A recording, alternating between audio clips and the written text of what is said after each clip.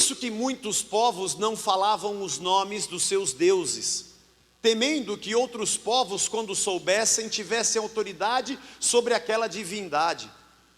Pode até ser, não tenho informação sobre isso, que também por esse tipo de crendice que era comum nos povos antigos, também misturado ao respeito, o povo de Deus não pronunciava o nome Yahvé. Aliás, nem sabemos se é Yahvé.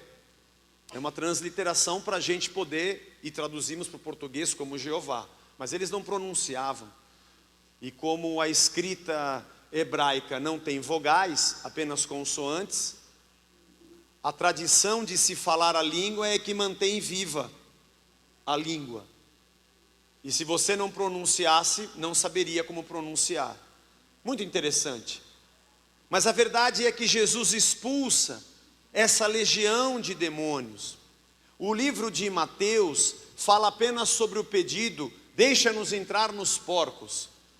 O livro de Marcos, ele conta: não nos atormente, como que dizendo, não é chegada ainda a hora do juízo, a gente pode ficar mais um pouco. Mas Marcos diz que houve esse diálogo e Jesus permitiu. E diz a Bíblia que aquela manada de porcos se precipitou num despenhadeiro e se afogou no mar. Aí você pergunta: agora eu quero ver o que o Zé vai falar. Ele vai ter que falar alguma coisa sobre libertação. Ele nunca toca nesse assunto aqui na igreja. E aí? Está pregando o Marcos, não pode pular os textos, agora fala.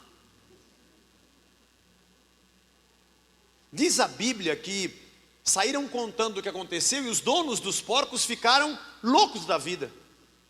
E queriam, na verdade, expulsar. Disseram para Jesus: por favor, sai da nossa terra antes que se acabe com mais alguma coisa.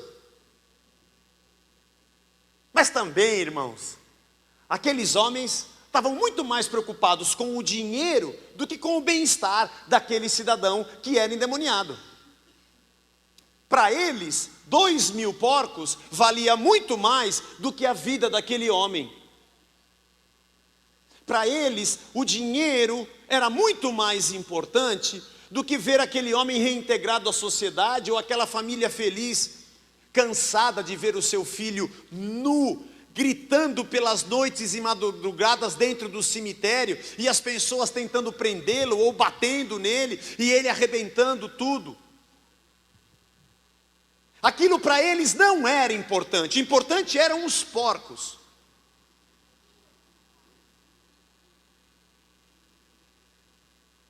Nós também somos assim.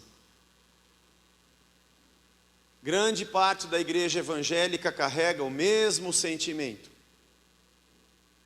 Eu não estou preocupado em pregar sobre demônios em porcos. Estou preocupado em pregar sobre demônios que saem de seres humanos. Eu não estou preocupado em fazer teoria se demônio entra em animal ou não entra. Tem um cachorro da minha vizinha. Não estou preocupado, não vou fazer campanha para você trazer o seu gato, o seu cão, para nós ungirmos com o óleo dos gerazenos, trazido diretamente, ou de Gadara, como outros textos usam outros nomes. Bom, se Deus usou uma mula para falar, pode ser. Se Jesus disse, ou Marcos disse, que os espíritos malignos entraram naqueles porcos, tá? É possível. Como nós somos homo sapiens, não é muito a nossa teologia falar sobre demônio que entra em bicho. Porque aí se criam teorias, e fica todo mundo preocupado em agora olhar na rua se tem bicho endemoniado ou bicho não endemoniado. Se ele vai se despertar, se ele vai pular, se ele vai se converter, se nós vamos batizá-lo, se nós vamos libertá-lo. E nem ficarmos criando teoria de que para expulsar demônios nós vamos em criadouros de porcos. E aí vem aqueles que dizem que para expulsar, quando sai tem que entrar em outra coisa. Cuidado quando você expulsar, que pode pular dentro de você. Aí o outro expulsa de você e pula dentro dele. Aí você expulsa dele, ele pula em você. Aí você fica o dia inteiro nesse jogo de 21, põe carta, tira carta, rouba monte, pega o morto, devolve, faz canastra.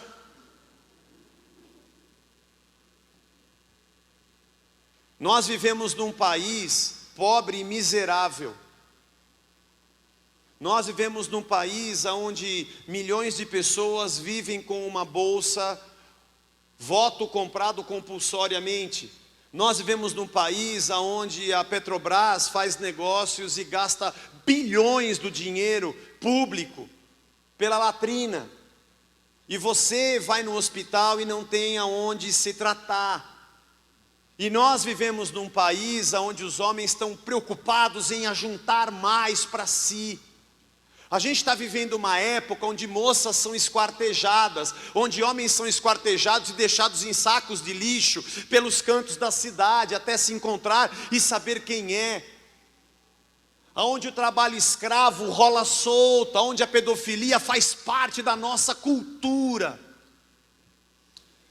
Vivemos num país onde ninguém sabe o que acontece, enquanto a gente vai ter uma Copa que está custando bilhões. Essa semana, eu não sei se eu vi certo, me lembrei da época que eu aprovava as leis e diretrizes orçamentárias. Eu fui pesquisar qual era o orçamento da cidade do Rio de Janeiro, 27 bilhões por ano.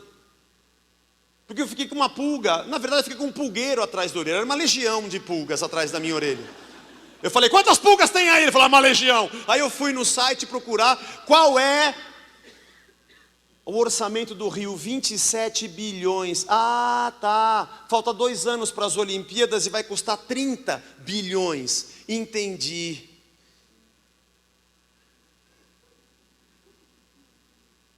Entendi.